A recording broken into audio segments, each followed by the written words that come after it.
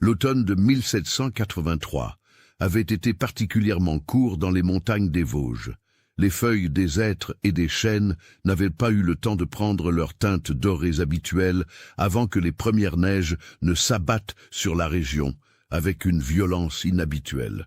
Dans le petit village de Saint-Giron, niché au creux d'une vallée encaissée où les sapins formaient une cathédrale ténébreuse, les habitants observaient le ciel avec inquiétude.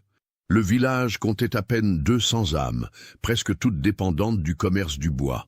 Les hommes étaient bûcherons de père en fils, et les femmes tissaient la laine ou préparaient les conserves pour l'hiver.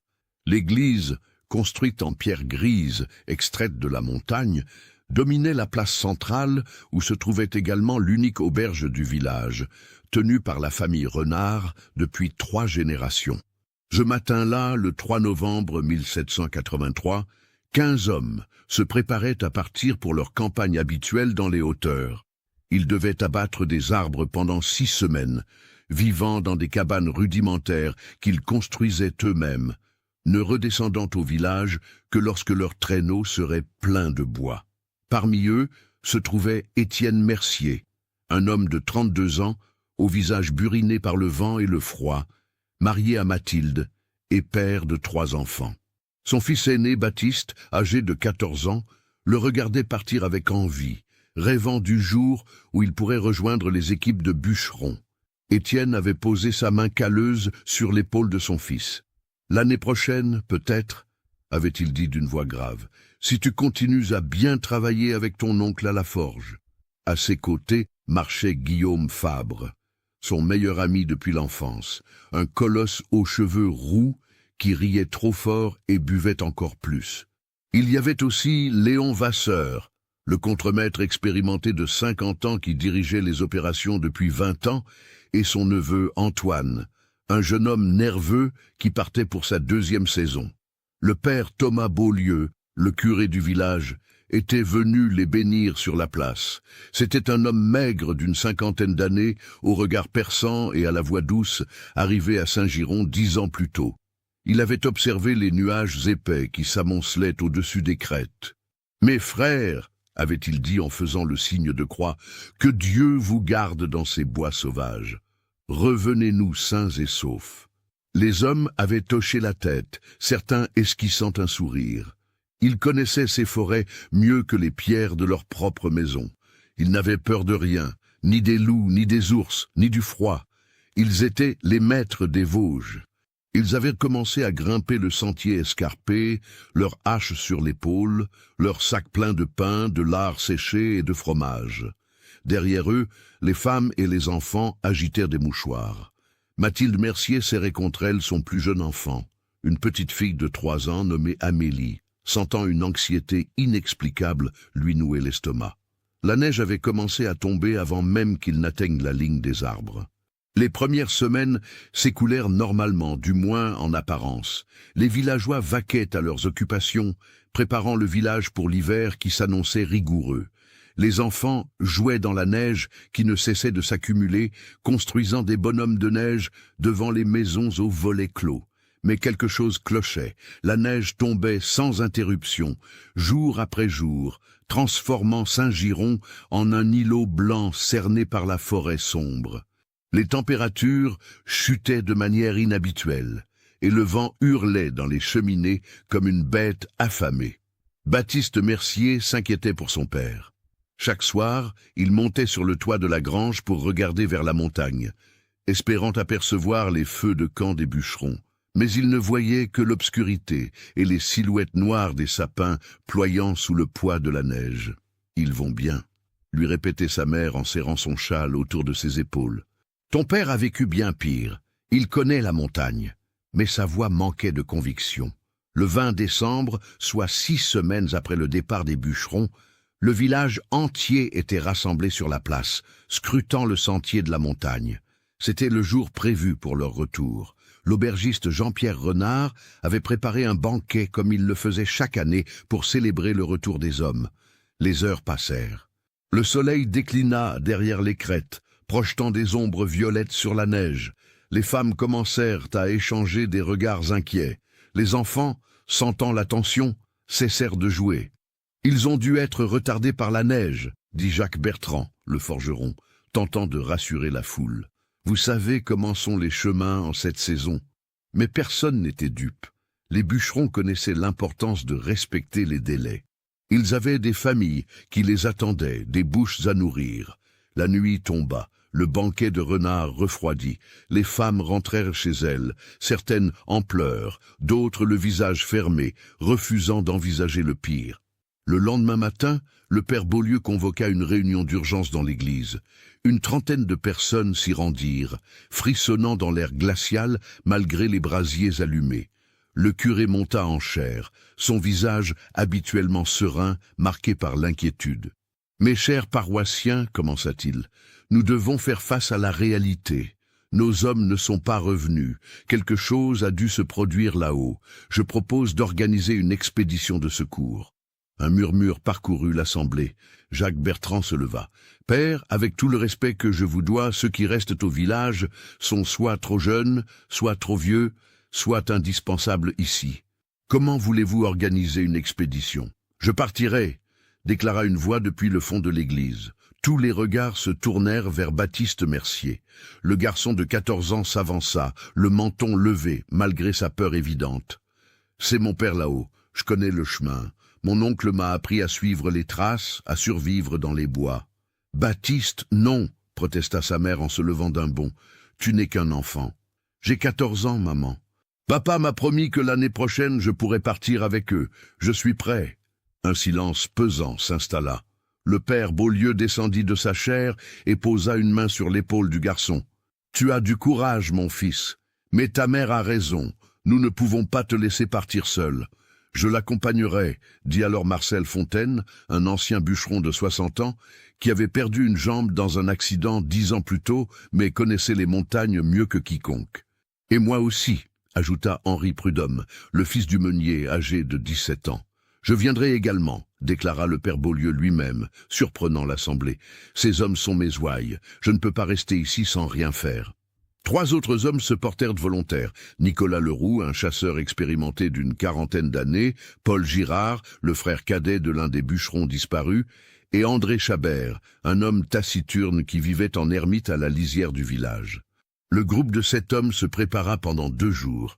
Ils rassemblèrent des provisions, des armes, des cordes et des couvertures. Les femmes cousaient des peaux de loup pour les protéger du froid. Les enfants priaient dans l'église. Le matin du départ, le 23 décembre, une foule silencieuse les accompagna jusqu'à l'orée de la forêt. Mathilde Mercier serra son fils contre elle, les larmes gelant sur ses joues. « Ramène-moi ton père » murmura-t-elle. « Ramène-le-moi. » Baptiste hocha la tête, incapable de parler. Le groupe s'enfonça dans les bois, suivant le même chemin que les bûcherons 6 semaines plus tôt. La neige leur arrivait aux genoux, rendant la progression terriblement lente. Les arbres se refermaient au-dessus de leur tête comme une voûte funéraire, filtrant la lumière du jour jusqu'à la transformer en une pénombre grisâtre. Ils marchèrent toute la journée, s'arrêtant seulement pour boire de l'eau de leur gourde et mâcher du pain sec. Nicolas Leroux, qui ouvrait la marche, s'arrêtait régulièrement pour étudier le sol, cherchant des traces, des indices, n'importe quoi. Mais il n'y avait rien. La neige avait tout effacé. Alors que le crépuscule approchait, ils atteignirent la première cabane de bûcheron, une structure rudimentaire construite contre un rocher pour se protéger du vent. Nicolas fit signe aux autres de s'arrêter et s'approcha prudemment, son fusil levé. Il poussa la porte de bois branlante. La cabane était vide. Mais elle avait été utilisée récemment.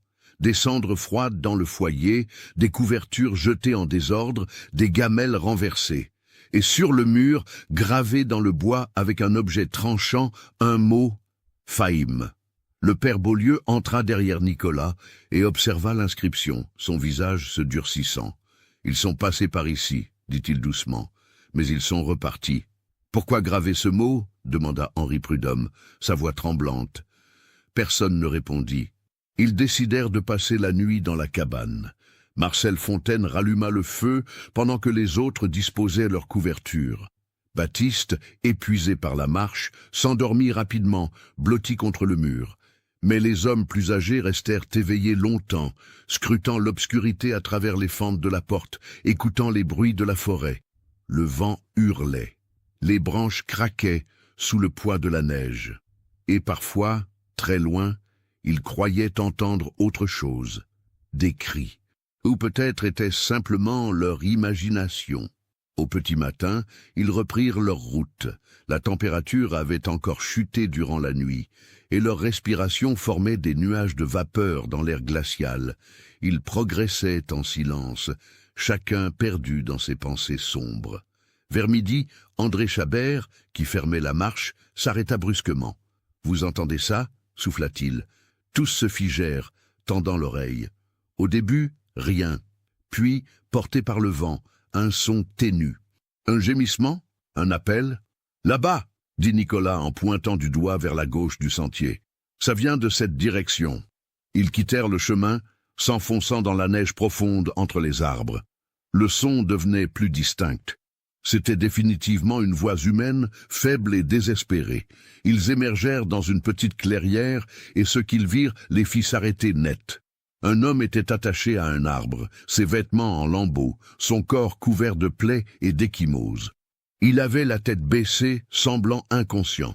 Mais en entendant leurs pas, il leva lentement les yeux. C'était Guillaume Fabre, le meilleur ami d'Étienne Mercier. « D'où me suivez-vous? Laissez un commentaire. » Nicolas Leroux fut le premier à réagir. Il s'élança vers Guillaume, sortant son couteau pour couper les cordes qui le maintenaient attaché à l'arbre. Le père Beaulieu et Paul Girard le suivirent, tandis que les autres formaient un cercle défensif, scrutant la forêt environnante. « Guillaume, par tous les saints !» murmura Nicolas en soutenant le corps tremblant de l'homme. « Qu'est-ce qui s'est passé ?» Guillaume Fabre était méconnaissable. Son visage, autrefois jovial et rougeaud, était émacié, ses joues creusées par la faim, ses lèvres étaient gercées et ensanglantées, ses doigts noirs de gelure. Mais le plus troublant était son regard, ce regard vide et hanté, comme s'il avait vu quelque chose que l'esprit humain n'était pas fait pour contempler. Il essaya de parler, mais seul un croassement sortit de sa gorge desséchée. Le père Beaulieu déboucha sa gourde et lui fit boire de l'eau lentement, par petites gorgées. Guillaume but avidement, trop avidement, et se mit à tousser violemment. « Doucement, doucement !»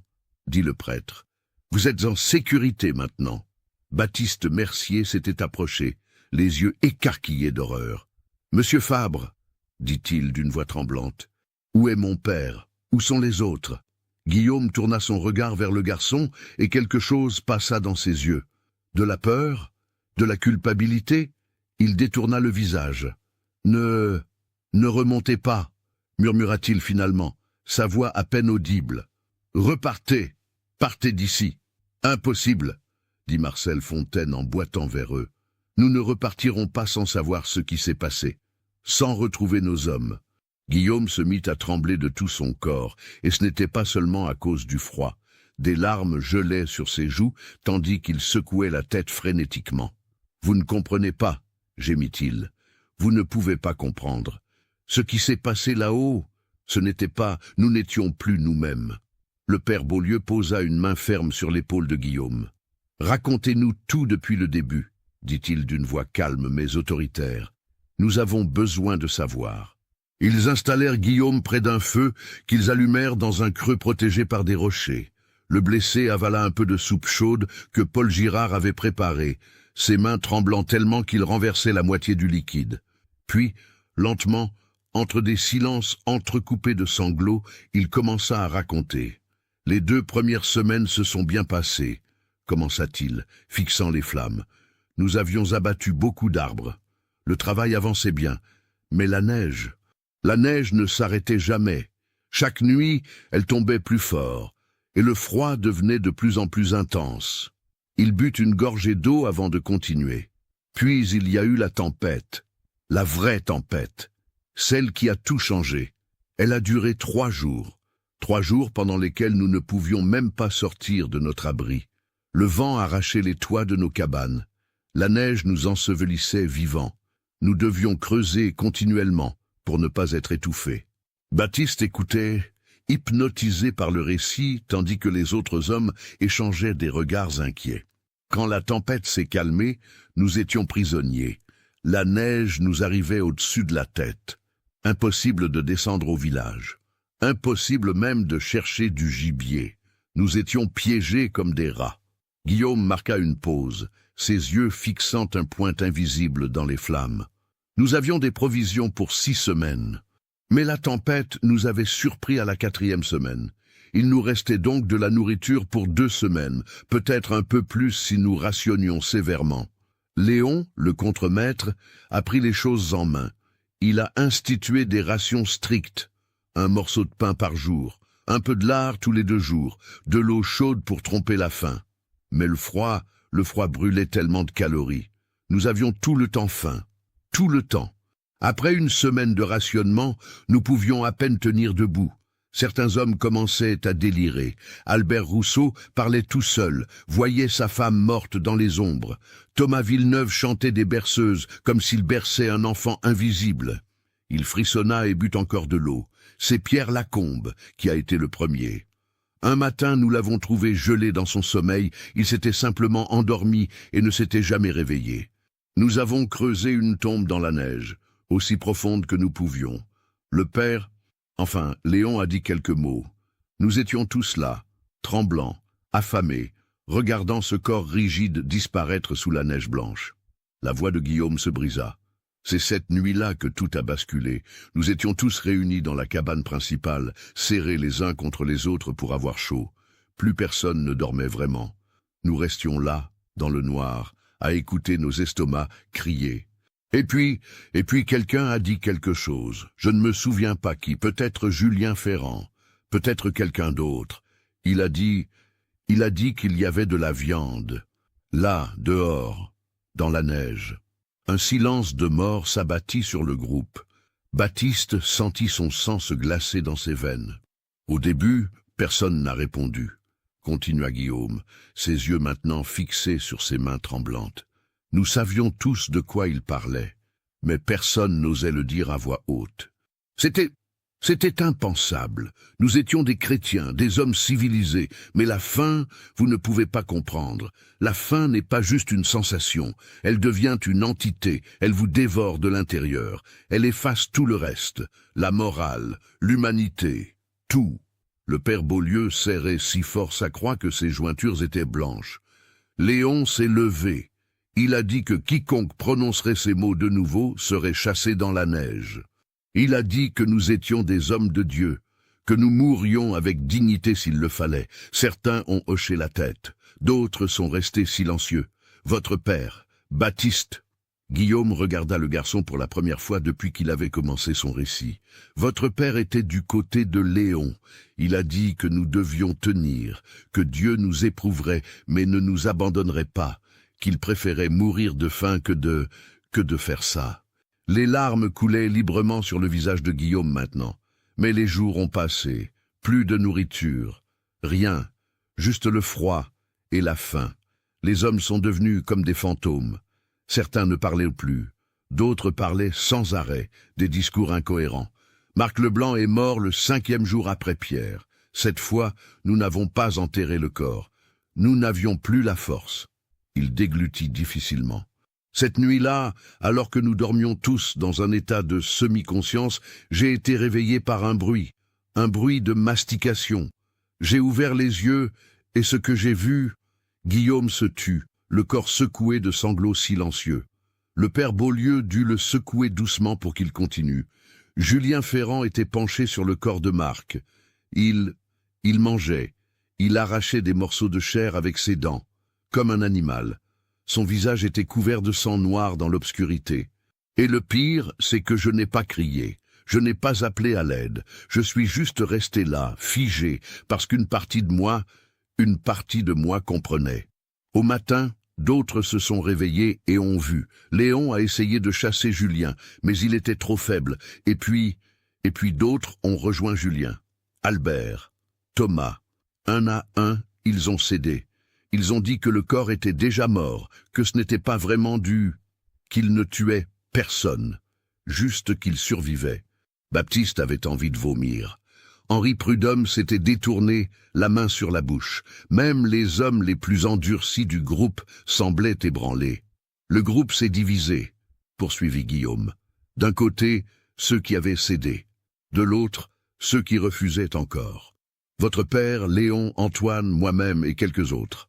Nous avons quitté la cabane principale et nous nous sommes réfugiés dans une plus petite, plus haut dans la montagne. Nous pensions qu'en nous éloignant, nous pourrions, je ne sais pas, maintenir notre humanité. Mais la faim ne nous a pas quittés. Elle est restée avec nous, constante, impitoyable. Nous avons essayé de chasser, mais nous étions trop faibles. Nous avons essayé de manger de l'écorce, de la mousse, n'importe quoi. Rien ne comblait le vide. Et pendant ce temps, ceux qui étaient restés en bas, ils survivaient. Nous les entendions parfois, leurs cris dans la nuit. Mais nous ne savions pas si c'était des cris de douleur ou autre chose. Il prit une grande inspiration tremblante. Antoine est mort le 7e jour après notre séparation, simplement épuisé. Son cœur a lâché. Cette fois, Léon n'a même pas suggéré de l'enterrer. Nous l'avons juste laissé là dans un coin de la cabane, et pendant toute la nuit, nous l'avons regardé, tous les 4, sans dire un mot, juste regardant ce corps qui avait été notre ami, notre compagnon. Au matin, Léon est sorti. Il a dit qu'il allait chercher de l'aide, qu'il descendrait au village même si ça devait le tuer. Nous avons essayé de le retenir, mais il était déterminé. Il est parti dans la neige, et nous ne l'avons jamais revu. Cela ne laissait que votre père, moi, et Marc Durand. 3 hommes dans une cabane avec un cadavre, attendant la mort. Sauf que votre père, Étienne, avait une idée. Il a dit qu'il allait descendre voir ceux qui étaient restés en bas. Qu'il allait essayer de raisonner avec eux, de les convaincre de nous donner un peu de leur partager leurs ressources. Baptiste se redressa brusquement. Mon père est descendu vers les cannibales. Guillaume hocha la tête, misérablement. Je lui ai dit de ne pas y aller, Marc aussi, mais il était convaincu qu'il pourrait les ramener à la raison. Il pensait qu'au fond, ils étaient toujours nos amis, nos frères. Il est parti un matin et il n'est jamais revenu. Marc et moi avons attendu 2 jours, puis 3. Le 4e jour, nous n'avions plus le choix. Nous devions savoir ce qui s'était passé. Nous sommes descendus vers la cabane principale, nous tenant l'un l'autre pour ne pas tomber tant nous étions faibles. Sa voix se réduisit à un murmure. Ce que nous avons trouvé, je ne peux pas décrire. Essayez, dit doucement le père Beaulieu. Guillaume ferma les yeux, comme s'il pouvait ainsi effacer les images. Il n'y avait plus d'hommes dans cette cabane, seulement des bêtes, des créatures qui avaient l'apparence d'hommes mais qui n'en étaient plus. Leurs vêtements étaient couverts de sang séché. Leurs visages étaient vides, comme si leur âme s'était enfuie et avait laissé seulement la faim derrière. Et au milieu de la cabane, il y avait des restes, des os, des morceaux de... Il s'interrompit pour vomir dans la neige. Paul Girard lui tendit de l'eau. « Votre père était là, » dit-il finalement à Baptiste, ses yeux remplis de larmes. Mais il n'était plus vraiment votre père. Il était assis dans un coin, regardant dans le vide, ses mains couvertes de... Quand il nous a vus, il n'a pas réagi. Il ne nous a même pas reconnus. C'était comme si nous regardions à travers lui. Marc s'est enfui en courant. Moi, j'étais pétrifié. Et alors, l'un d'eux, je crois que c'était Julien, s'est levé. Il m'a regardé avec ses yeux morts et a dit, très calmement, « Rejoins-nous ou pars. Mais si tu pars, ne reviens jamais. » J'ai couru aussi vite que mes jambes pouvaient me porter. J'ai retrouvé Marc plus haut dans la montagne. Nous avons décidé d'essayer de descendre au village, peu importe les conséquences. Mais Marc n'a pas tenu. Il est tombé dans un ravin la première nuit. Je l'ai entendu crier, puis plus rien. J'étais seul, complètement seul dans ces montagnes maudites. J'ai marché pendant je ne sais combien de jours. J'ai failli mourir 100 fois, et puis je me suis évanoui. Quand je me suis réveillé, j'étais attaché à cet arbre. Il m'avait suivi, il m'avait trouvé. « Qui vous a attaché là ?» demanda Nicolas Leroux. Guillaume leva des yeux hantés vers lui. « Eux, ceux qui étaient restés dans la cabane. Ils m'ont dit que j'étais un lâche, que j'avais abandonné mes frères. Julien voulait me tuer tout de suite, mais un autre, je crois que c'était Albert, a dit qu'il devait me laisser comme avertissement, pour que quiconque viendrait nous chercher sache ce qui les attend s'ils remontent. » Un long silence suivit ce récit. Les hommes se regardaient, le choc et l'horreur peints sur leurs visages. Baptiste pleurait silencieusement, la tête entre ses mains. « Mon père, » murmura-t-il, « mon père est devenu... » Il ne put finir sa phrase. Le père Beaulieu se leva, sa silhouette maigre se découpant contre le ciel gris. « Nous devons poursuivre, » dit-il fermement. « Ces hommes sont malades, affamés et désespérés. Mais ils sont toujours nos frères, nos pères, nos fils. Nous devons essayer de les ramener. »« Vous êtes fous, » dit Guillaume. « Ils ne sont plus des hommes. Ils vous tueront. »« Peut-être, » répondit le prêtre, « mais nous ne pouvons pas les abandonner. Nous ne pouvons pas. » André Chabert, qui n'avait pas encore parlé, intervint de sa voix grave. « Le curé a raison. Nous sommes venus pour retrouver nos hommes. Nous ne repartirons pas les mains vides. » Nicolas hocha la tête en vérifiant son fusil. « Nous serons prudents. Nous nous approcherons avec précaution. Et si nécessaire... » Il laissa sa phrase en suspens, mais tout le monde comprit ce qu'il voulait dire. Ils laissèrent Guillaume près du feu, avec des provisions, et la promesse de revenir le chercher. Le blessé était trop faible pour continuer. Puis, le cœur lourd mais déterminé, les 7 hommes reprirent leur ascension vers les hauteurs maudites des Vosges. La neige tombait toujours, recouvrant leurs traces presque aussi vite qu'ils les laissaient. Les arbres semblaient se refermer autour d'eux, créant un tunnel de ténèbres vertes et blanches. Le silence était oppressant, brisé seulement par le crissement de leurs pas dans la neige et le souffle du vent. Baptiste marchait mécaniquement, son esprit engourdi par ce qu'il avait entendu. Son père fort et bon, qui lui avait appris à reconnaître les arbres, à allumer un feu, à traiter les autres avec respect. Ce même père était maintenant... Il ne pouvait pas y penser, il ne pouvait tout simplement pas. Alors que le crépuscule approchait, ils aperçurent la lueur d'un feu à travers les arbres. Nicolas fit signe aux autres de s'arrêter et de se baisser. Ils s'approchèrent en silence, utilisant les troncs comme couverture. La cabane se dressait devant eux, plus grande que celle où ils avaient trouvé Guillaume. De la fumée s'échappait d'une cheminée de fortune. Des peaux d'animaux étaient tendues près de l'entrée, et dans la neige autour de la cabane, il y avait... Baptiste détourna le regard, mais pas assez vite. Il avait vu les os, les crânes, éparpillés dans la neige comme les restes d'un festin barbare. Le père Beaulieu fit le signe de croix, ses lèvres murmurant une prière silencieuse. « Combien sont-ils » chuchota Henri Prudhomme. « Guillaume a dit qu'environ 8 hommes avaient cédé » répondit Nicolas. « Mais certains sont peut-être morts depuis. »« Qu'est-ce qu'on fait » demanda Paul Girard, sa voix tremblante. Le père Beaulieu se redressa. « Je vais leur parler. »« Quoi » siffla Nicolas. « Vous avez entendu le récit de Guillaume ? Ces hommes sont dangereux.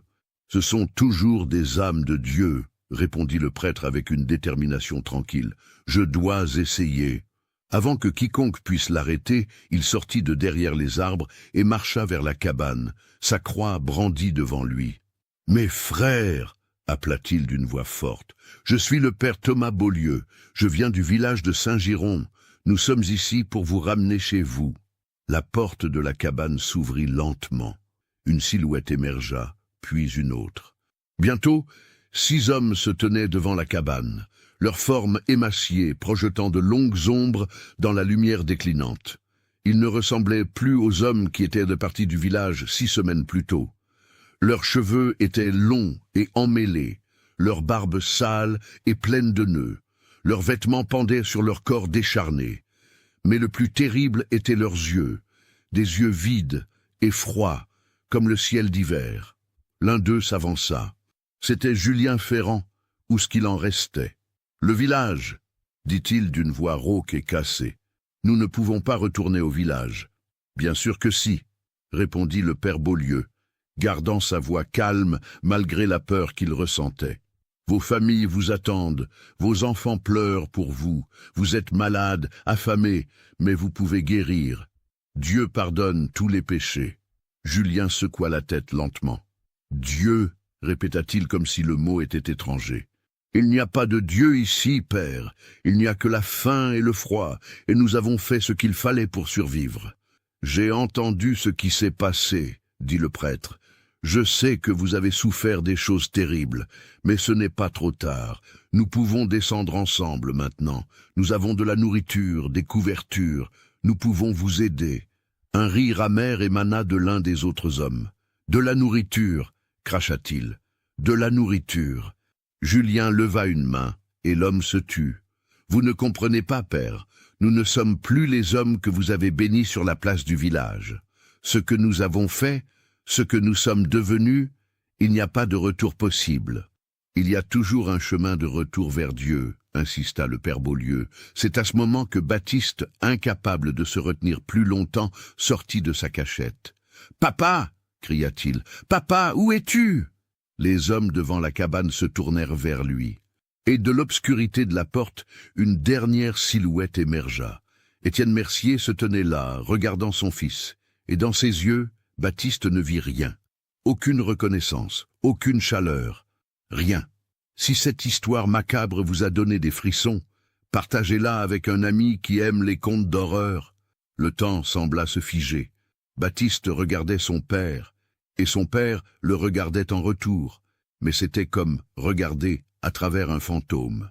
L'homme qui se tenait dans l'ombre de la cabane avait les traits d'Étienne Mercier, sa stature, sa barbe rousse désormais hirsute. Mais l'essence de l'homme, l'âme qui faisait de lui le père aimant de Baptiste, semblait s'être évaporée. « Papa !» murmura le garçon, les larmes gelant sur ses joues. « C'est moi, c'est Baptiste. Je suis venu te chercher. » Étienne ne répondit pas. Il se contenta de pencher légèrement la tête, comme un animal essayant de comprendre un son étrange. Le père Beaulieu s'avança lentement, plaçant une main protectrice sur l'épaule de Baptiste. « Étienne, dit-il doucement, vous nous reconnaissez. Je sais que vous nous reconnaissez. Nous sommes venus vous ramener chez vous, ramener tous les hommes chez eux. » Julien Ferrand s'interposa entre le prêtre et Étienne. « Il n'y retournera pas, dit-il fermement. Aucun de nous n'y retournera. »« Vous n'avez pas le choix, » intervint Nicolas Leroux, sortant de sa cachette avec les autres hommes, son fusil pointé vers le groupe de bûcherons. « Vous allez descendre avec nous, de gré ou de force. » Un silence tendu s'installa. Les 6 hommes devant la cabane échangèrent des regards. Puis, lentement, délibérément, ils se mirent en position défensive, ramassant des haches et des couteaux qui traînaient près de l'entrée. « Ne faites pas ça, » avertit Nicolas. « Je ne veux pas tirer, mais je le ferai si nécessaire. » Julien fit un pas en avant, son visage squelettique tordu en un sourire qui n'avait rien d'humain. « Vous ne comprenez toujours pas, n'est-ce pas ?» dit-il. « Nous ne sommes pas vos prisonniers. Vous êtes dans notre territoire maintenant. » Un sifflement retentit depuis les arbres. Avant que quiconque puisse réagir, une silhouette tomba des branches au-dessus d'eux et atterrit sur Henri Prudhomme, le renversant dans la neige. C'était Albert Rousseau, l'un des bûcherons disparus, tenant un couteau contre la gorge du jeune homme. « Lâchez vos armes », ordonna Julien calmement. « Maintenant ». D'autres silhouettes émergèrent de la forêt environnante. Il y avait plus que 6 hommes. Beaucoup plus. Ils avaient été encerclés depuis le début. Nicolas abaissa lentement son fusil, comprenant qu'il n'avait pas le choix. Les autres firent de même. En quelques secondes, le groupe de secours était désarmé et forcé de se mettre à genoux dans la neige. Le père Beaulieu regardait autour de lui, comptant les hommes. Il y en avait au moins 12. Mais Guillaume avait dit que seulement 8 avaient cédé. D'où venaient les autres? Julien sembla lire dans ses pensées. « Vous vous demandez qui sont nos nouveaux amis ?» dit-il avec ce même sourire terrifiant. « Nous ne sommes pas les seuls à être pris au piège dans ces montagnes, père. D'autres équipes de bûcherons, d'autres villages, tous confrontés au même choix que nous, survivre ou mourir. Vous avez tué des hommes innocents, dit le père Beaulieu, sa voix tremblante de rage contenue. Innocents? Répéta Julien en riant amèrement. Il n'y a pas d'innocents ici, il n'y a que des survivants et des morts, et nous avons choisi de survivre. Il fit signe à ses hommes. Enfermez-les dans la petite cabane, nous déciderons de leur sort demain. Ils furent traînés brutalement à travers la neige jusqu'à une structure plus petite, à peine plus qu'une remise, située à quelques dizaines de mètres de la cabane principale. On les poussa à l'intérieur et la porte fut verrouillée de l'extérieur. L'obscurité était presque totale. Seule une faible lueur de lune filtrait à travers les fentes entre les planches. Ils pouvaient entendre les voix des bûcherons cannibales à l'extérieur, discutant de leur sort. « Qu'est-ce qu'on va faire ?» chuchota Paul Girard, sa voix paniquée. « Calmez-vous, dit le père Beaulieu, bien qu'il fût lui-même terrifié. Nous devons garder notre calme et réfléchir. »« Réfléchir à quoi ?» cracha André Chabert. « Nous sommes prisonniers de cannibales. Ils vont nous tuer et nous manger, comme ils l'ont fait avec leurs propres camarades. » Baptiste sanglotait dans un coin, replié sur lui-même. Marcel Fontaine boitilla jusqu'à lui et posa une main sur son épaule. « Ton père est toujours là-dedans quelque part, gamin, » dit-il doucement. « Ne perds pas espoir. » Mais même en prononçant ces mots, le vieil homme ne croyait pas vraiment ce qu'il disait. Les heures passèrent. Le froid devenait insupportable dans la petite cabane sans feu. Ils se serraient les uns contre les autres pour conserver la chaleur, leurs dents claquant, leur corps tremblant. C'est André Chabert qui remarqua le premier l'odeur. « Vous sentez ça ?» murmura-t-il. Ils reniflèrent l'air. Une odeur de viande grillée leur parvenait depuis la cabane principale. Une odeur qui aurait dû être appétissante, mais qui, dans les circonstances, ne faisait que retourner leurs estomacs. « Mon Dieu !» gémit Paul Girard. « Ils sont en train de... » « Ne pensez pas à ça, » l'interrompit le père Beaulieu. « Concentrez-vous sur la façon de sortir d'ici. » Nicolas Leroux examinait les murs, cherchant une faiblesse, un moyen de s'échapper. Mais la cabane, bien que vieille, était solidement construite. « Les planches sont trop épaisses, » dit-il finalement. « Nous ne pouvons pas les briser sans outils. Et même si nous le pouvions, » ajouta André, « ils nous entendraient et seraient sur nous avant que nous puissions nous enfuir. » Le désespoir s'installait. Ils étaient pris au piège, à la merci d'hommes qui n'étaient plus vraiment des hommes. C'est alors qu'ils entendirent un grattement à la porte. Quelqu'un essayait d'ouvrir le verrou. Ils se figèrent tous, retenant leur souffle. La porte s'ouvrit lentement et une silhouette se glissa à l'intérieur. Dans l'obscurité, ils ne pouvaient voir qui c'était, mais la voix était reconnaissable. « Baptiste !» C'était Étienne Mercier.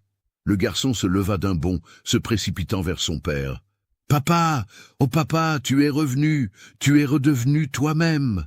Mais Étienne leva une main, l'arrêtant. « Chut! Ils vont t'entendre. » Il ferma la porte derrière lui et s'accroupit près du groupe. Dans la faible lumière, son visage était à peine visible, mais ses yeux semblaient différents, plus clairs, plus vivants. « Papa, qu'est-ce qui s'est passé ?» chuchota Baptiste. « Guillaume nous a dit que tu... »« Je sais ce qu'il a dit, » l'interrompit Étienne. « Et c'est vrai, tout est vrai. » Le silence qui suivit fut plus froid que le vent d'hiver. « Mais, » continua Étienne, sa voix tremblante d'émotion, « quand je t'ai vu tout à l'heure, quand j'ai entendu ta voix, quelque chose s'est réveillé en moi, quelque chose que je croyais mort. » Il prit une grande inspiration. « Vous devez partir, maintenant, cette nuit. Je vais vous aider. »« Pourquoi ?» demanda le père Beaulieu. « Pourquoi nous aideriez-vous? Pourquoi ne venez-vous pas avec nous ?» Étienne baissa la tête. « Parce que je ne peux pas. Ce que j'ai fait ne peut pas être défait. Je ne peux pas revenir au village.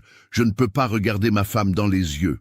Je ne peux pas être le père de mes enfants. Pas après. » Sa voix se brisa. « Mais vous pouvez encore partir. Vous devez partir. Julien et les autres prévoient de vous garder ici, de vous. Vous ne devez pas rester. »« Et les autres ?» demanda Nicolas. « Les autres bûcherons qui sont encore là-dedans? Y en a-t-il d'autres comme vous? D'autres qui regrettent ?» Étienne secoua la tête tristement. « Léon est mort. Il a essayé de descendre au village comme Guillaume vous l'a dit, mais il n'a pas survécu au froid. Nous avons trouvé son corps gelé il y a 2 semaines. Antoine, Marc, Pierre... tous morts. Quant aux autres, » il marqua une pause. « Il y a peut-être de l'espoir pour certains, mais pas pour tous. Julien est allé trop loin, il a goûté au pouvoir. Il dirige maintenant ce groupe avec une main de fer. Il a attiré d'autres hommes perdus dans les montagnes, leur promettant la survie en échange de leur loyauté. Il a créé une sorte de tribu, une tribu de la faim. Le père Beaulieu posa une main sur le bras d'Étienne. « Mon fils, il n'est jamais trop tard pour le pardon. Dieu nous a abandonnés ici, » l'interrompit Étienne avec une amertume profonde. « Ou peut-être que c'est nous qui l'avons abandonné. Je ne sais plus. Tout ce que je sais, c'est que j'ai franchi une ligne que personne ne devrait franchir, et il n'y a pas de retour en arrière. » Il se tourna vers Baptiste. « Dis à ta mère que je l'aimais, que je l'ai toujours aimée. Dis-lui que l'homme qu'elle a épousé est mort dans ces montagnes. Pas de froid ou de faim, mais de honte. Dis-lui de dire aux enfants que leur père était un homme bon, même si ce n'est plus vrai. »« Papa, non !» sanglota Baptiste. « Tu dois venir avec nous. Nous pouvons arranger les choses. Nous pouvons... » « Il n'y a rien à arranger, dit Étienne fermement. Maintenant, écoutez-moi. Il y a un sentier à l'arrière de cette cabane, un sentier que les gardes ne surveillent pas parce qu'il est trop escarpé. Si vous descendez par là, vous pouvez contourner leur position et rejoindre le chemin principal. Mais vous devez partir maintenant, avant qu'ils ne changent de garde. « Et vous ?» demanda le père Beaulieu. « Je retournerai avec eux. Je leur dirai que j'ai vérifié que vous étiez bien enfermés. Ils n'auront aucune raison de douter. » Il se leva et se dirigea vers la porte, puis s'arrêta. « Une dernière chose. Si vous rencontrez d'autres hommes dans la descente, des hommes qui ont l'air perdus ou affamés, ne leur faites pas confiance. Julien a des éclaireurs partout. Ils peuvent sembler inoffensifs, mais c'est un piège. » Il ouvrit la porte et sortit dans la nuit.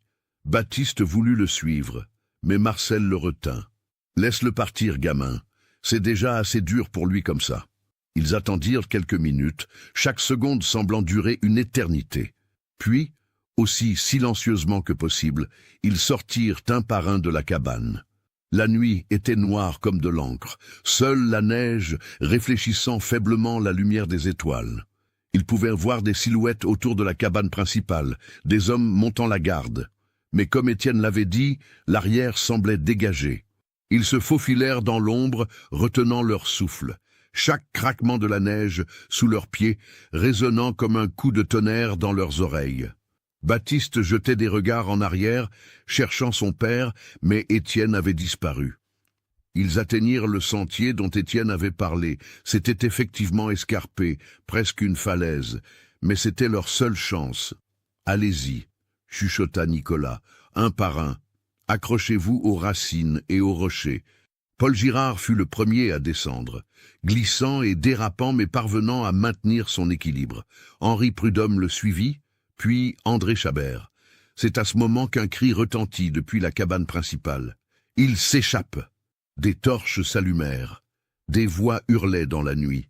Les bûcherons cannibales se précipitaient vers eux. « Vite !» cria le père Beaulieu, abandonnant toute discrétion.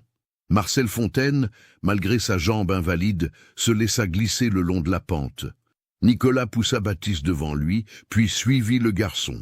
Le père Beaulieu descendit en dernier, juste au moment où les premières silhouettes apparaissaient au sommet de la pente. « Ils sont là !» hurla quelqu'un, et des pierres commencèrent à pleuvoir sur eux.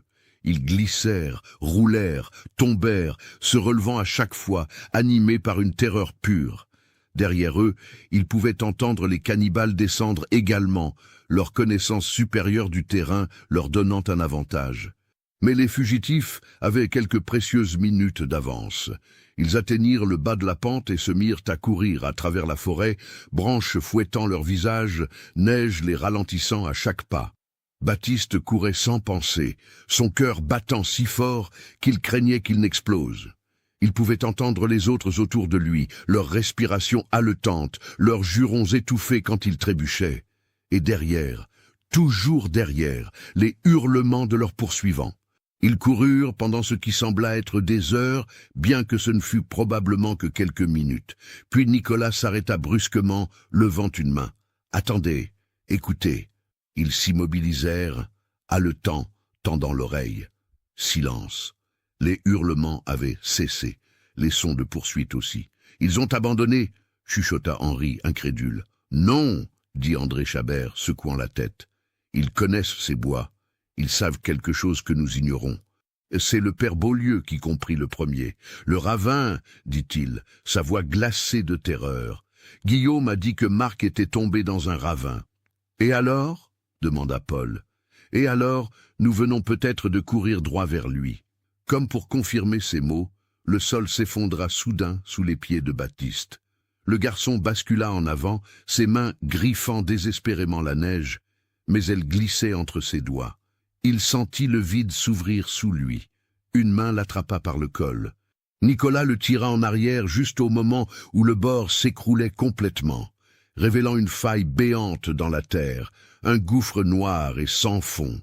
Ils reculèrent prudemment, réalisant qu'ils étaient au bord d'un ravin qu'ils n'avaient pas vu dans l'obscurité. Quelques pas de plus, et ils seraient tous tombés. « On doit contourner », dit Nicolas, sa voix tremblante. Lentement, très lentement. Ils commencèrent à longer le bord du ravin, testant chaque pas avant de mettre leur poids dessus. La neige rendait tout traître, cachant les crevasses et les pièges. C'est alors qu'une voix s'éleva de l'obscurité derrière eux. « Vous ne pouvez pas nous échapper !» Julien Ferrand et ses hommes émergèrent des arbres, les encerclant. Ils avaient pris un chemin différent, un chemin qui les avait menés autour du ravin pour bloquer toute fuite. « Fin du jeu !» dit Julien avec son sourire mort. « Maintenant, vous allez... » Un coup de feu retentit. Julien s'arrêta net, regardant avec surprise la fleur rouge qui s'épanouissait sur sa poitrine. Il tomba à genoux, puis s'effondra dans la neige. Tous se tournèrent pour voir Étienne Mercier debout derrière eux, le fusil de Nicolas fumant dans ses mains. « Courez !» dit-il simplement. « Courez et ne regardez pas en arrière. » Les autres cannibales, choqués par la trahison de l'un des leurs, hésitèrent une seconde cruciale. Et dans cette seconde, le groupe de secours s'enfuit, contournant le ravin et plongeant dans la forêt. Derrière eux, ils entendirent des cris, des hurlements de rage. Un autre coup de feu, puis un silence terrible. Mais ils ne s'arrêtèrent pas.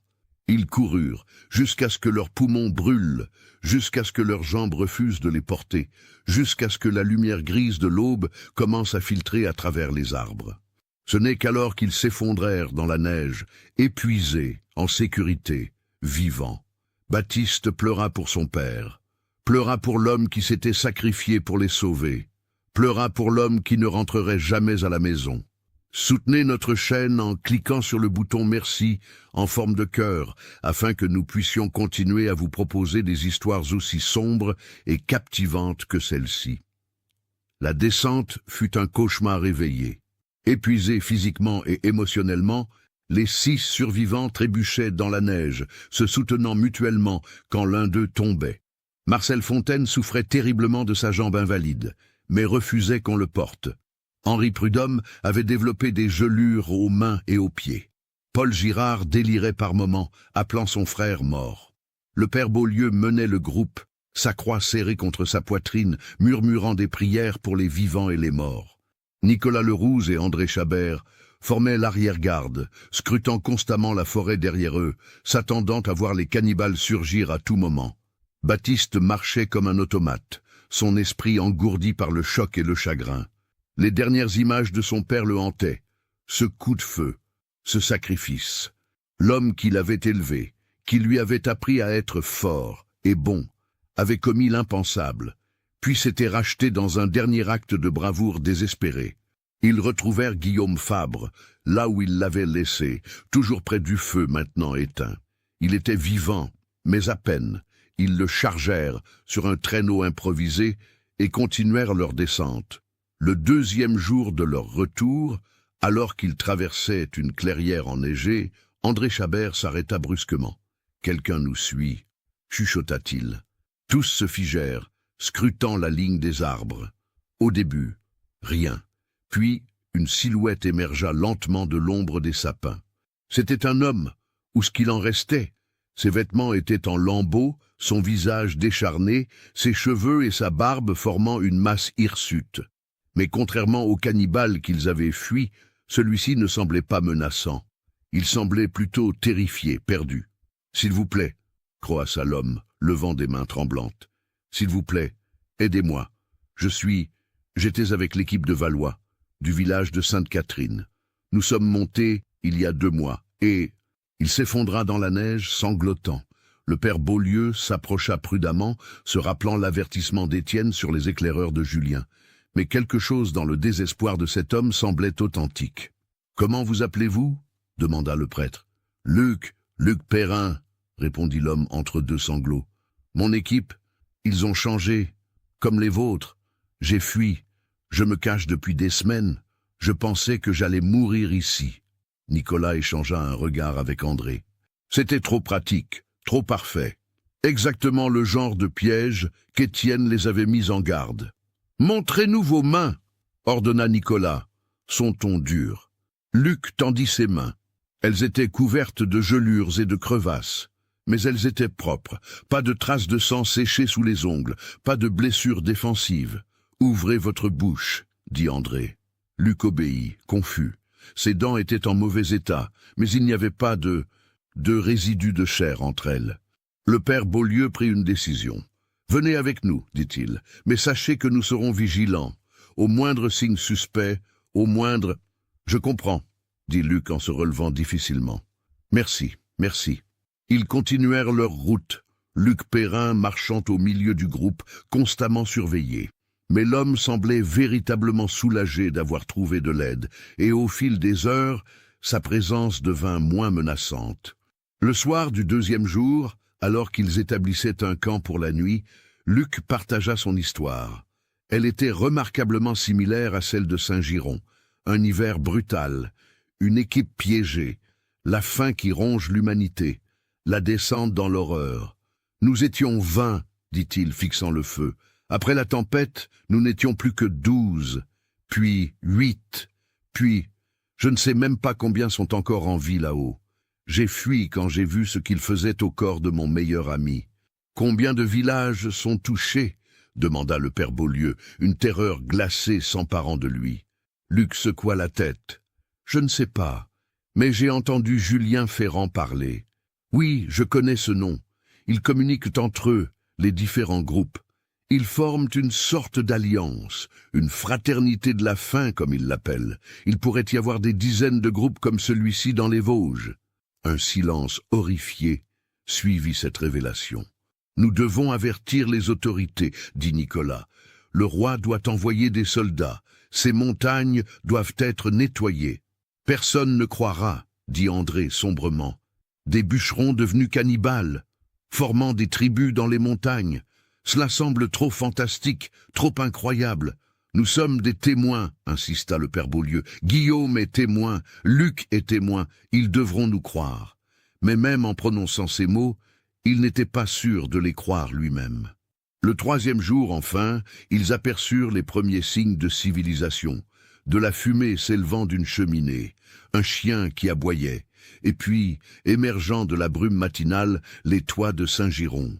Des cris s'élevèrent du village. Les gens sortaient de leurs maisons, courant vers eux. Mathilde Mercier fut parmi les premières, ses enfants accrochés à ses jupes. « Baptiste !» cria-t-elle, des larmes de soulagement coulant sur son visage. « Mon fils !»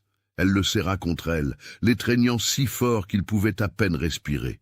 Mais quand elle regarda derrière lui, cherchant son mari, son expression passa du soulagement à la peur. « Étienne ?» demanda-t-elle, sa voix tremblante. « Où est Étienne ?»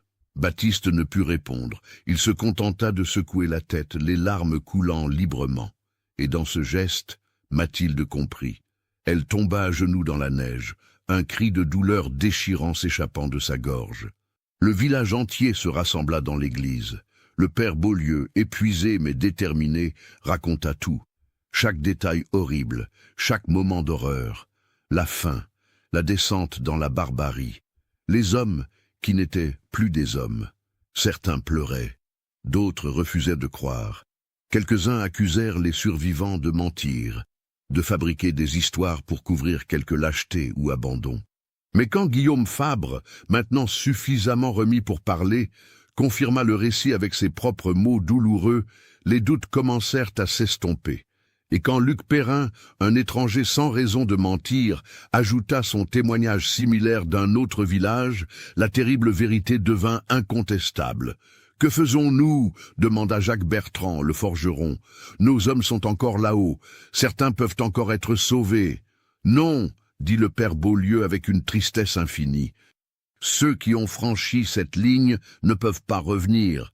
Étienne me l'a dit lui-même, il n'y a pas de retour possible. » « Alors nous les laissons simplement » protesta Jean-Pierre Renard, l'aubergiste. « Nous abandonnons nos pères, nos fils, nos frères ?»« Nous devons envoyer un message au roi, » dit Nicolas Leroux. « Demander des soldats, des hommes entraînés pour gérer ce genre de situation. »« Et en attendant ?»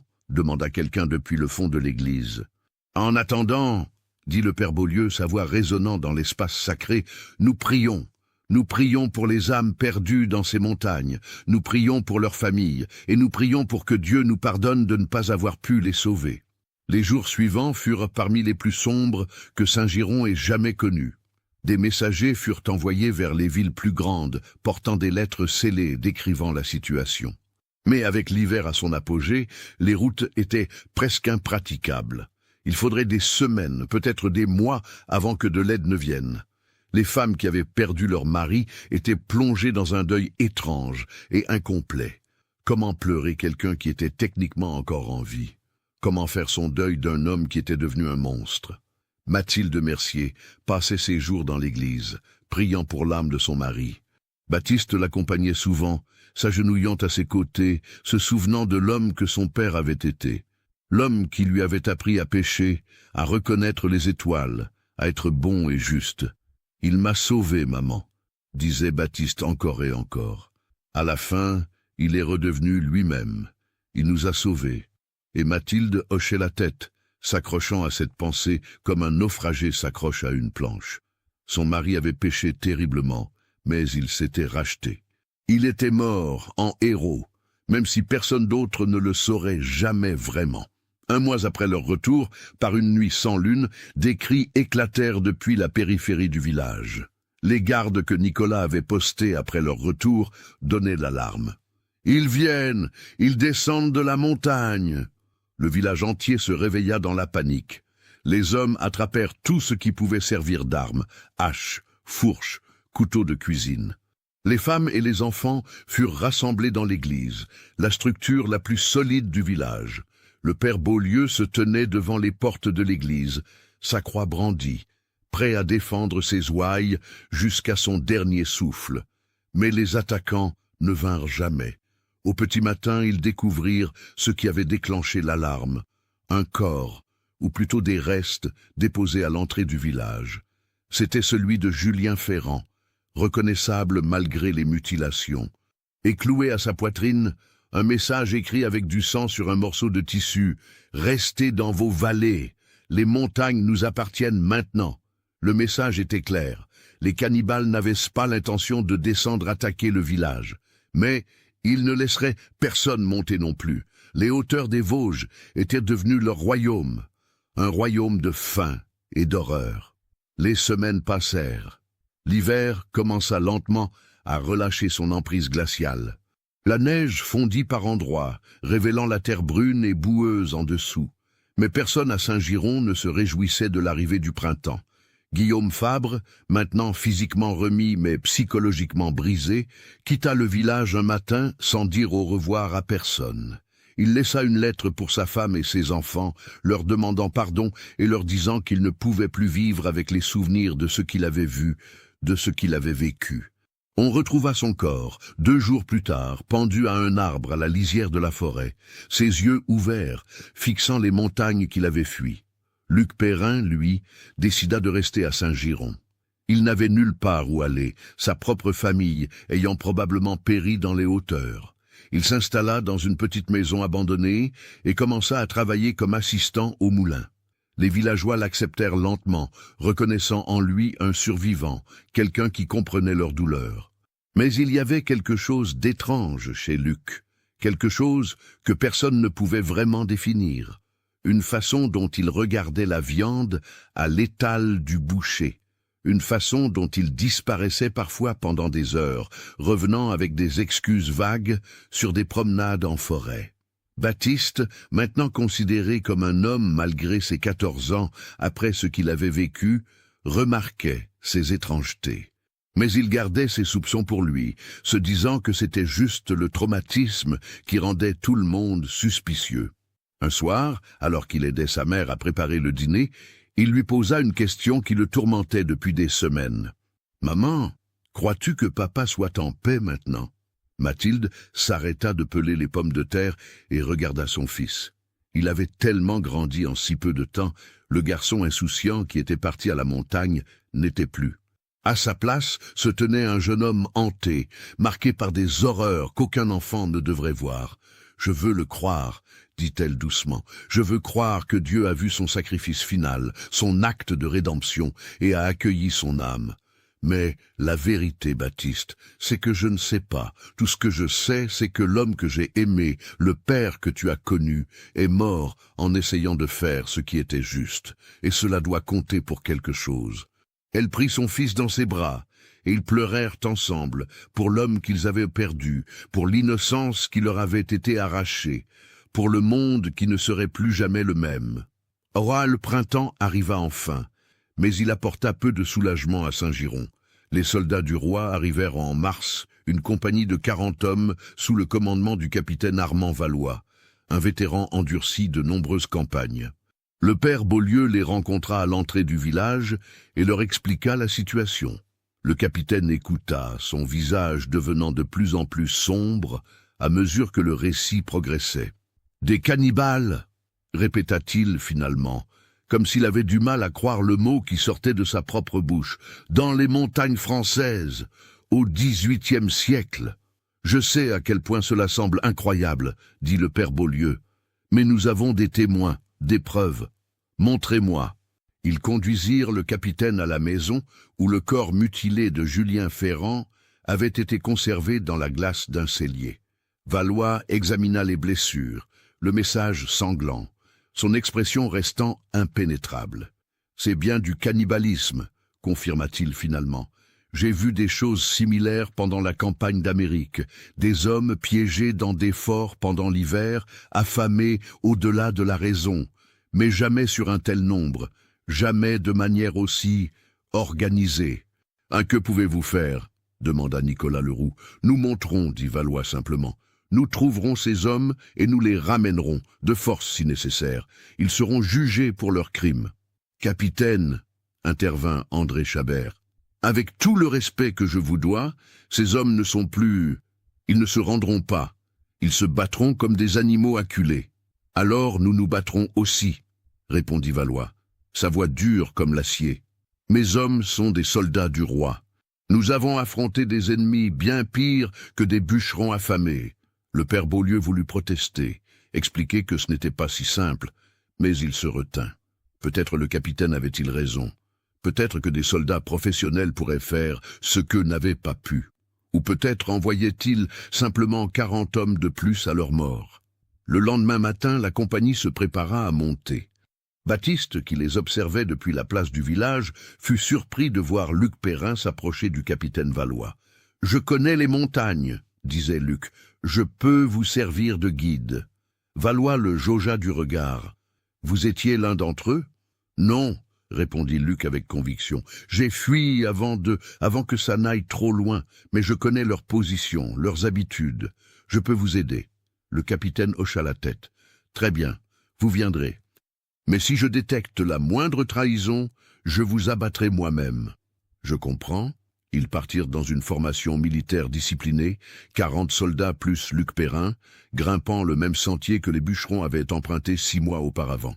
Le village entier les regarda partir, priant pour leur succès, mais craignant le pire.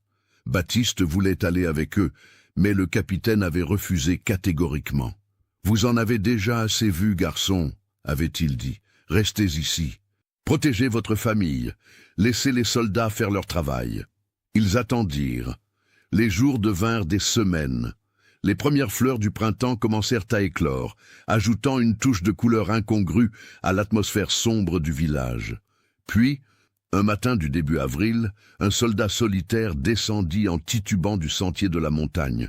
Son uniforme était en lambeaux, son visage couvert de blessures. Il s'effondra sur la place du village avant même de pouvoir parler. Ils le portèrent à l'auberge, où le médecin du village, un homme âgé nommé Henri Lambert, examina ses blessures. « Il a été attaqué », dit le médecin, « plusieurs fois. Ces coupures ne viennent pas d'armes normales. Ce sont des coups de hache, portés sauvagement, sans technique militaire. » Quand le soldat reprit finalement conscience, son histoire glaça le sang de tous ceux qui l'écoutaient. L'expédition avait commencé normalement. Ils avaient grimpé avec confiance, leurs armes prêtes, leur formation serrée. Luc Perrin les avait guidés vers les zones où ils savaient que les cannibales s'étaient installés. Mais quand ils étaient arrivés, les camps étaient vides, les cabanes abandonnées, aucun signe de vie. « C'était un piège », murmura le soldat, ses yeux hantés. « Il nous attendait, Perrin. Perrin nous a menés directement dans une embuscade. Ils avaient été attaqués de tous côtés, non pas par des hommes désorganisés et affamés, mais par des combattants coordonnés qui connaissaient le terrain, qui utilisaient la forêt comme arme. Les cannibales avaient abandonné toute prétention d'humanité. Ils attaquaient comme des loups, par groupes, isolant les soldats et les submergeant par le nombre. Le capitaine a ordonné la retraite, continua le soldat. Mais ils nous ont coupés. Nous avons perdu la moitié de nos hommes dans les premières minutes. J'ai vu des choses que je ne pourrai jamais oublier. Des hommes dévorés vivants, des officiers démembrés alors qu'ils étaient encore conscients. C'était l'enfer sur terre. Et Luc Perrin demanda Baptiste, bien qu'il connaisse déjà la réponse. Il les a rejoints, dit le soldat avec amertume. Dès que l'attaque a commencé, il a couru vers eux en riant. Il était l'un d'eux depuis le début. Tout n'était qu'un plan pour attirer des soldats dans les montagnes. Pour les nourrir. Un silence horrifié suivit cette révélation. Le piège avait été parfait. Ils avaient accueilli un loup parmi les moutons, et ce loup avait mené le reste de la meute directement à eux. « Combien ont survécu ?» demanda le père Beaulieu, redoutant la réponse. « Je ne sais pas, » dit le soldat. « J'ai couru. J'ai juste couru. Je pourrais être le seul. Je suis probablement le seul. » Il avait raison. Aucun autre soldat ne revint jamais. La nouvelle se répandit rapidement à travers la région. Pas seulement une équipe de bûcherons avait été perdue, mais maintenant une compagnie entière de soldats du roi. Les autorités commencèrent à prendre la menace au sérieux. Des ordres vinrent de Paris. Les montagnes des Vosges devaient être mises en quarantaine. Personne n'était autorisé à y monter. Les villages de la région devaient établir des milices pour défendre leur périphérie. Des récompenses étaient offertes pour tout cannibale, capturé, vivant ou mort. Mais malgré ces mesures, les attaques continuaient. Pas des assauts directs sur les villages, mais des embuscades sur des voyageurs solitaires, des disparitions mystérieuses de chasseurs aventureux, des rumeurs de silhouettes décharnées observant les villages depuis la lisière des forêts. Les cannibales étaient devenus une légende vivante. Des histoires circulaient dans toute la France sur les hommes-loups des Vosges, sur les démons mangeurs d'hommes qui avaient vendu leurs âmes pour survivre. Saint-Giron devint un lieu maudit. Les marchands refusaient d'y commercer. Les jeunes gens quittaient le village dès qu'ils en avaient l'occasion, cherchant une vie ailleurs, loin de l'ombre de la montagne.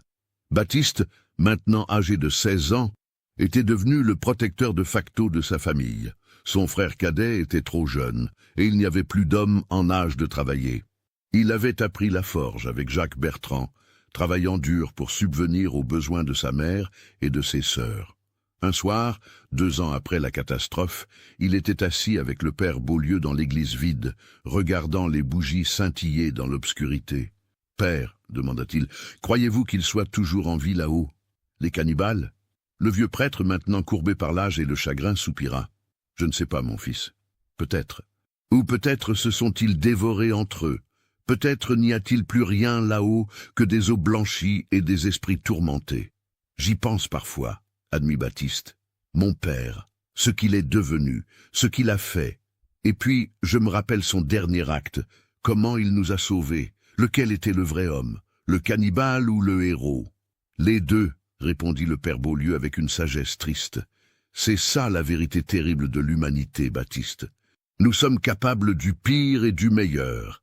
La ligne entre les deux est plus fine que nous ne voulons l'admettre. Ton père a franchi cette ligne dans un sens, puis dans l'autre. Les deux étaient réels. Les deux étaient lui. Cette réponse ne réconforta pas vraiment Baptiste, mais elle avait au moins l'avantage d'être honnête.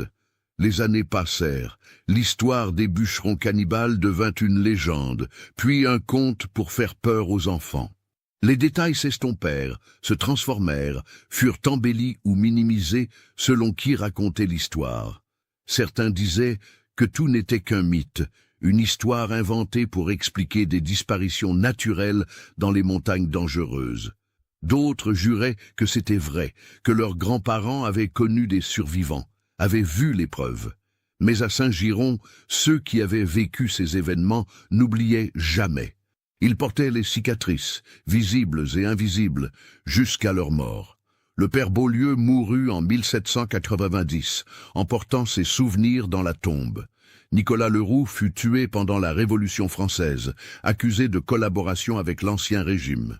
André Chabert disparut un jour, marchant vers les montagnes qu'il avait juré de ne plus jamais approcher. Marcel Fontaine vécut jusqu'à un âge avancé, racontant son histoire à quiconque voulait l'entendre, son avertissement toujours le même. Ne montez jamais dans les Vosges quand la neige tombe trop tôt. Ne faites jamais confiance à la montagne. Baptiste Mercier resta à Saint-Giron toute sa vie. Il se maria, eut des enfants, devint un pilier de la communauté. Mais il ne parla jamais de ce qui s'était passé cet hiver terrible, même à ses propres enfants. Certaines histoires, décida-t-il, étaient trop sombres pour être transmises. Il mourut en 1840, un vieil homme de 70 ans. Sur son lit de mort, entouré de sa famille, ses derniers mots furent « Papa, je t'ai pardonné ». Sa fille aînée qui tenait sa main ne comprit jamais ce qu'il voulait dire. Les montagnes des Vosges restèrent un lieu de mystère et de peur pendant des décennies. Des histoires continuaient de circuler sur des disparitions, sur des cris étranges entendus dans la nuit, sur des ossements humains trouvés dans des endroits isolés. En 1850, un groupe d'explorateurs décida de monter dans les hauteurs, déterminés à découvrir une fois pour toutes la vérité sur les légendes des cannibales. Ils trouvèrent les ruines de vieilles cabanes, des os éparpillés qui pourraient avoir été humains ou animaux, et des gravures étranges sur les arbres, des marques de comptage, des symboles primitifs, des messages indéchiffrables. Mais ils ne trouvèrent aucun survivant, aucun cannibale, juste le silence de la montagne et le vent qui hurlait à travers les sapins. Qu'était-il arrivé aux hommes qui s'étaient perdus dans la faim et l'horreur? S'étaient-ils entre-dévorés jusqu'au dernier? Étaient-ils morts de maladie, de froid, de vieillesse? Avaient-ils finalement retrouvé un semblant d'humanité et étaient descendus dans d'autres villages sous de fausses identités? Personne ne le savait. Personne ne le saurait jamais. Mais les vieux du pays racontaient encore l'histoire.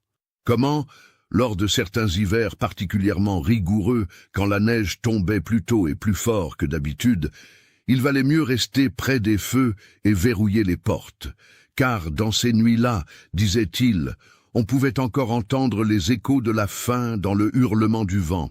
Et si vous étiez assez fou pour monter dans les hauteurs lors d'un tel hiver, vous pourriez voir des ombres bouger entre les arbres.